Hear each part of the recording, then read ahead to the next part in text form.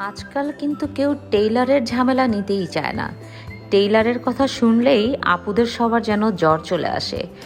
Ready ড্রেসের জন্য আজকাল সব আপুরা একদম পাগল। এই কারণে জেমিস নিয়ে এলো রেডি ড্রেস। প্রত্যেকটি কালার কম্বিনেশন যতটা সুন্দর, ততটা সুন্দর প্রিন্ট এবং ততটা সুন্দর স্লিভস অ্যান্ড নেকের অ্যান্ড দুপাট্টার ডিজাইন।